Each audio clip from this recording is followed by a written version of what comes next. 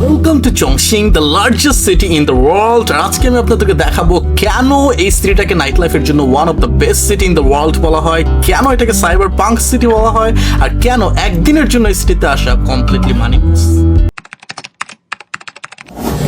এখন আমরা যাচ্ছি হংয়াডং-এ, যেটা চংশিংকে দুই ভাগ করা ইয়াংজি রিভারের ঠিক পাশে অবস্থিত। এই যে পাহাড়ের উপর একটার পর একটা বিল্ডিং দেখছেন, এটাই হচ্ছে হংয়াডং। আর এটাকে মোটেও নর্মাল কোনো বিল্ডিং ভাববেন না, কারণ এখানে Chongqing traditional Bayu style stilted house architecture ব্যবহার করা হয়েছে। আর ভেরি ইন্টারেস্টিং ফ্যাক্ট হচ্ছে এটা কিন্তু প্রায় 11 তলা। সো আপনাকে অল দ্য ওয়ে 11 তলা নিচে নামতে হবে। Coming closer, I can feel it now, taking over in the heat of it, in my heartbeat. এখানে ভিড়ের amount huge, literally huge amount. Overcrowd হলেও বিভিন্ন ধরনের ফুড স্টলের জন্য এই জায়গাটা খুবই ফেমাস। স্পেশালি আপনি যদি চংশিং এ ট্রেডিশনাল খাবার ট্রাই করতে চান, তাংহুলু নামের ওদের একটা ক্যান্ডি আছে, ভেতরে স্ট্রবেরি আর বাইরে হচ্ছে পুরো ক্রাঞ্চি চিনির শিরা। সো আমরা ছিলাম হচ্ছে একদম টপ পজিশনে, নামতে নামতে নামতে নামতে ফাইনালে হচ্ছে আমরা টেম্পলের সামনে। সাইবার পাঙ্কের জায়গায় টেম্পল পাঙ্ক হয়ে গেছে। Kau bilang kiri, ku bilang kanan, begitu sering untuk kau sepandangan. Tapi bila kita tak bertemu, rindu ini menjadi seribu. এই মোমেন্ট আমার জন্য অনেক স্পেশাল। আমি যখন 2019-এ আসছিলাম তখন থেকে আমি চংশিং আসতে যাচ্ছিলাম, এন্ড ফাইনালি সাইবার পাঙ্ক সিটিতে দাঁড়াচ্ছি একদম city centre. Membencimu tak ada obatnya, begitu pula dengan jatuh cinta, pedas dan manis rasa berpadu. Just look at the building, man.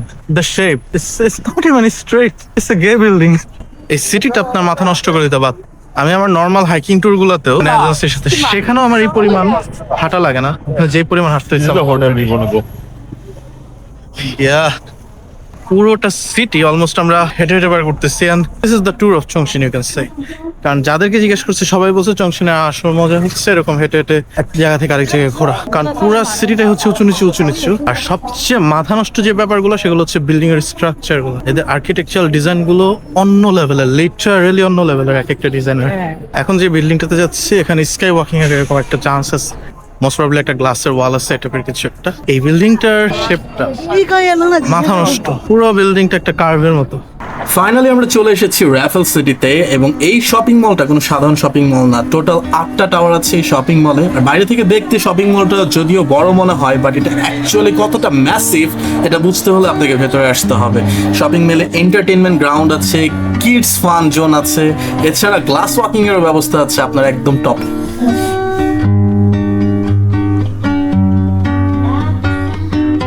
চাইনিজরা এক একটা শপ এমন ভাবে ডেকোরেট করে আপনি ঢুকতে বাধ্য, জাস্ট ঢুকে একবার হলেও দেখবেন আপনি বাধ্য। রিটেইলে বা মার্কেটিং লেভেল টপ নচ। এই পর্যায়ে এসে মেনলি আমার মাথা নষ্ট হতে শুরু করে, লাইক আমি কি কোনো শপিং মলে ঢুকছি নাকি মাল্টিভার্সে ঢুকে গেছি ট্রান্সফরমারদের। মাথা নষ্ট এক একটা figure, and I felt like I instantly went back to my childhood, because এই ফিগারগুলা একসময় আমাদের ড্রিম ছিল, আর রাইট নাও এগুলো 3D হয়ে আমার সামনে। So there is no way that I can turn off my camera. প্রত্যেকটা সেকেন্ডে আমার মনে হচ্ছিল যে আমি এটা শুট করি, এটা শুট করি। And guess what? I already decided আমি এগুলো বাংলাদেশে নিয়ে যাব, বাংলাদেশে ইম্পোর্ট করব, আমি নিজের একটা শপ দিব এবং আমার শপে এই ফিগারগুলো থাকবে।